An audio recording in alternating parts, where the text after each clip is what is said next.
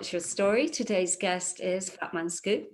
Fatman Scoop Yes. is an icon. I think you're an icon, a rapper known best for your very, very loud voice. But actually, I think you're probably one of the first people to introduce reality TV. Yes. You did. I was at the early edge of reality TV, at the point that MTV really didn't even want it. They didn't want it, and especially from someone of color, they didn't want it at the time. And I was way ahead of my time with that, man. I will definitely say I was, especially on MTV, on such a huge platform. And it was fun. It was, truthful. It was, sex, love, and relationships. And I could say I was the first one. I was actually a trailblazer. That's what I was thinking. But also, Scoop, being a rapper, and you're kind of big in the music scene, but you also have a huge heart. I've seen you with people, and just lately you've been doing this sort of interviewing people and giving them a place to talk about stuff. And is that because of your, I don't know, I mean, once, let me go back, because when we were having lunch once, you said to me, I said, if you could be anywhere, where would you be? And you said, at home, because you're a family person. So can you talk a bit about what family means to you? Well, it means a lot. And when what you do for a living is be outside, you never get a chance to be with your family. This is the longest I've ever been around my family ever. That's because of COVID. Yeah, that's because of COVID. If it was no COVID, I'd be on my regular, hamster wheel. But for me, I'm interacting with my daughter more than I ever have. I talk to my son more than I ever have. I'm actually gonna write a note to call my brother. I had to call my brother today. Just reaching out to my family like that. And, of course, we're approaching U.S. Thanksgiving. So for me, in that moment in time, it's way more important. Who knows what's going to happen next? I'm going to be honest with you. I don't know what's going to happen next. How are things out there? How are they? Bad. Bad. Because you have disinformation, you have racial tension, you have anger, you have fear, you have like 10 or 12 different things cooking in one pot at one time, and you have the absolute worst person that should be in charge right now. And my thing is this, I'm not Democrat or Republican.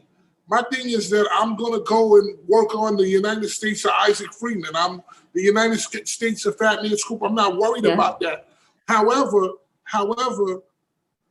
it's a situation where we need help over here. I would be the last to say that America's the one who needs help, but we need help over here. Guaranteed, definitely. And for a country who's been on our high horse for so long, it's a wake-up call to some. It's not a wake-up call to me, it's a wake-up call to some, because I'm able to go to other places and see other societies, so to speak. And so I see the world in a way that other people don't see the world. We are in a place right now where our passport is not really accepted anywhere. And that's tough. That's tough to take on, that our passport is not accepted anywhere. And I think that if we go on the current trajectory, no one will be able to, we won't be able to go anywhere for another 3 years. So the radio, so the Instagram show and some of the other businesses that I'm doing are to protect myself in the event that we can't go. I mean, it's been, thank God for Zoom and for Instagram and for technology, hasn't it? But it is a major turning point. I mean, I think somehow this has to be a good, like you said, there has to be something good in it. And the good thing is the family thing, isn't it? Especially for you, because you are so busy. I don't know how you do that. How do you do that when you are working? How do you get that energy? You just do it. You do it. I mean, it's nothing for me. I don't, I listen, do I have my snacks and do dumb stuff and eat pizza every once in a while? Yeah, sure. I eat pizza every 2 weeks or whatever. But the majority of my diet is, fruits and vegetables and stuff like Yeah. that. So that's how I'm able to kind of keep my energy and be able to do things. Like I gained a lot of weight, then I lost a lot of weight, then I slipped off and gained a lot of weight, and now I'm going back to losing weight. I actually put this shirt on, and I don't have to struggle to put this shirt on, so I'm going back down again. Just doing that, and the mind of a hustler. A hustler doesn't take a day off. They don't stop. I get up at 4:00 or 3:30 in the morning every day, U.S. time, which is 9:00 your time, every day. Yeah. Why? Why did you? This is what I have to do. There's no way that I can do my show, handle business, make records, do all these things, and get up at 10:00 in the morning. 10:00 in the morning, the day's almost over. That's it. Yeah. 10, 11, 12, 1, 2, 3, 4, 5, 6. That's 8 hours. By the time it's time for me to go on and do my show, I got 8 hours to do that. It's not happening. So I have to get up early when the phones are not ringing, when everything is quiet, and do my thing. And then now it's in the US, it's 12:45.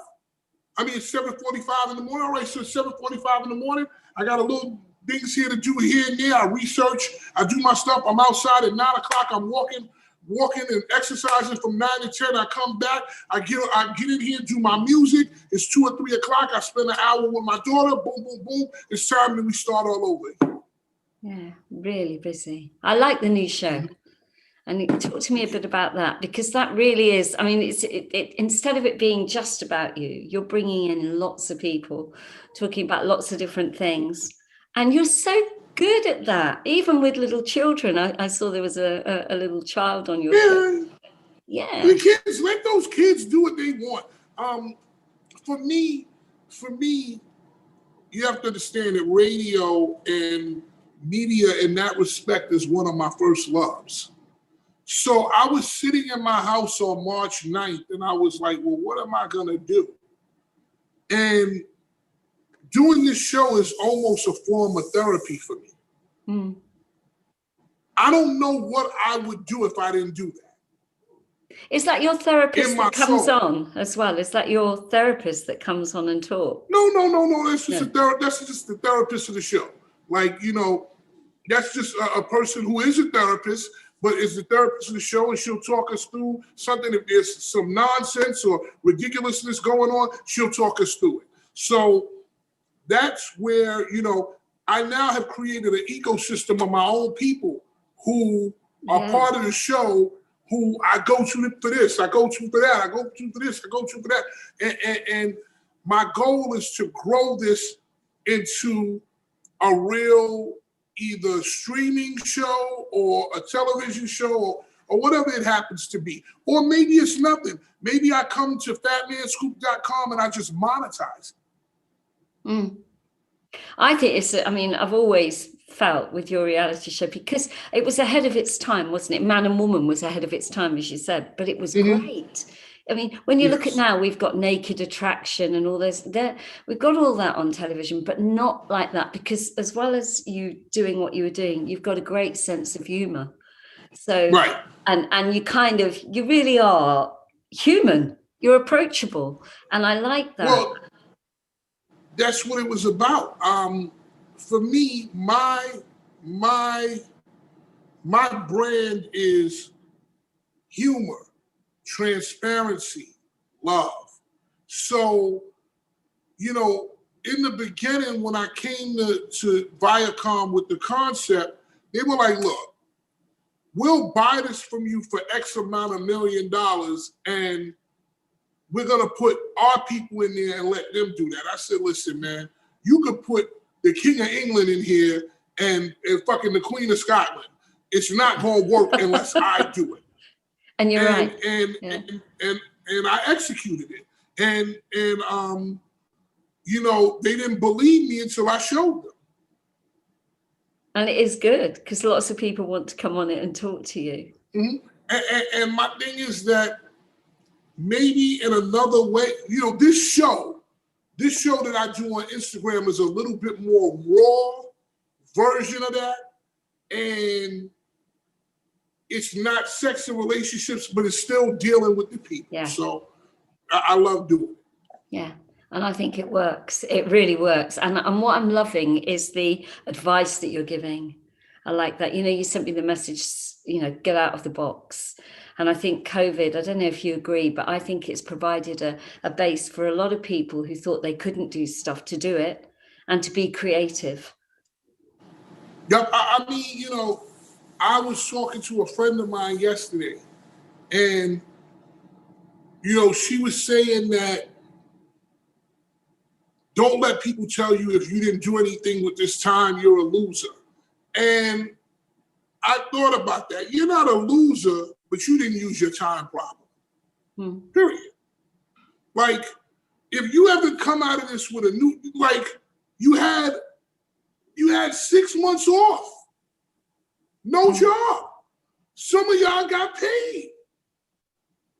All your dreams, all your stuff, you got 8 hours a day or more to shoot for your dreams. And I think, so, like you know something? Yeah, you can take it however you want. If you want to do what you want to do, everybody has their own time and their own thing that they can do. I'm gonna do mine my way, because when I come out of this, I want to be stronger. I don't know which way we're gonna come out of this. I don't know if they're gonna make people take the vaccine. I don't know what they're gonna do. But I just want to come out of whatever this is, strong. What do you think about all the mental health issues they're talking about, you know, people with their mental health issues? Do you think, I mean, I think that if they start to say that, people will go more that way. But if they start to say, we've got a lot more creativity, people might go more that way. I mean, you know, I don't know. It's worrying. I think people, no matter what you say, there's issues. So now you got people who are getting abused at home, now at home all day. You got people that were getting sexually abused at home all day. I pray for that, man. Like, I pray that those kids or those people can get out of that situation. This is not good in any way. Now, we had the same thing take place in America in 1918. 1918, which was 102 years ago. We came out of that and went into a time that America calls the Roaring 20s. Okay? Yeah. That was 10 to 12 years of absolute fire. And I believe that if everybody who makes it to the other side of this, that's what's going to happen. There's going to be prosperity and fun and love like you ain't never seen. I hope so. I hope you're right. Well, Scoop, and I think so. I really think so. I believe that if we get through this tough time, that on the other side is going to be riches and fun and all that like you've never seen, because you're going to have people saying, I want to go party because I don't know when this is going to end again, when my life is going to end. I'm going to go and have that dinner because I don't know when so-and-so. I'm going to do this. I'm going to do that. You got people traveling. Listen, I'm going to go to Antarctica because I don't know if I'll ever do it again. Me, I'm going to Alaska. Are you? Yeah. Like my thing is, once this is over and I get my money the way I need to be, I'm getting a winter home. People get summer homes, I'm getting a winter home. And I love the time between US Thanksgiving and April. Yeah. And I'm just gonna go, listen, in December after I do New Year's Eve, I'll see you guys later. God bless you. See you in April. And I'm gonna go to my winter house, and I'm gonna go to my winter house where it snows every day, and I'm gonna have a hell of a time with my life. Yeah. Yeah. I think that's probably true. If people can recognize, maybe that's what it's brought them. That there is no tomorrow. There's no promise of tomorrow. None of us know. No promise. So no promise. And listen, I know that England is in a good spot. Like, I don't see all of the fighting and all of the strife and all that, but America's getting ready to go through a really bad time. Mm-hmm. And through all of the books and all of the prophecy, it says that eventually America will be the beacon of light again, but not now. So where people used to look to come here, they don't anymore. And to me, that's the saddest thing about it. But with that being said, Americans are very dig down and get the job done. So in the face of this crisis, I'm hoping that our better side comes out eventually and we do the things we need to do. I hope so. Listen, thank you so much, because I know how busy you are. And I really appreciate this. I do. I really appreciate you giving me this interview with you. And I'm watching and I'm enjoying your show. And I want it to come here. I want you to be doing it on TV, because I think it's a great show. And I love the way that you are with people, because you really are a people person. And you're so well, you know what? I try to be a people person, and I try to do the right thing, and I try to lead with love, and I try to lead with fun, and I try to lead with good times. And I'll be honest with you. If there was no show for me, I really don't know what I would do. I have to really reiterate that. If there was no way for me to get out my creative thing, I don't know how I would be able to handle it. And so for me, this show has been a blessing, because I've been able to get out what's in my soul. And that 2 or 3 hours a day, I don't think about nothing else but laughing. Yeah. And now I'm on a run to now make this big. So I'm at 120,000 followers. That's cool. That's great. It's fine.